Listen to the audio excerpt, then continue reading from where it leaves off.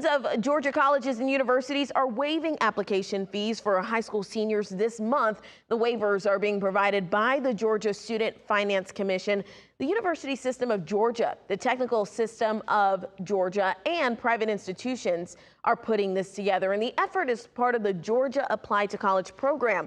So I know while you're watching tonight, you are definitely wondering which schools are participating. We posted that link on our website. That's AtlantaNewsFirst.com.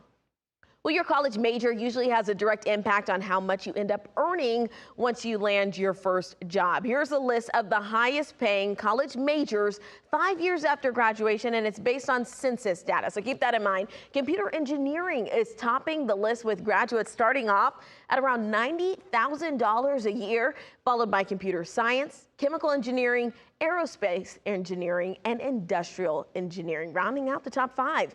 In contrast, education and arts majors tend to earn significantly less overall. By ages 35 to 45, 6 fields of education majors report median earnings below $60,000 a year. Still to come in Atlanta.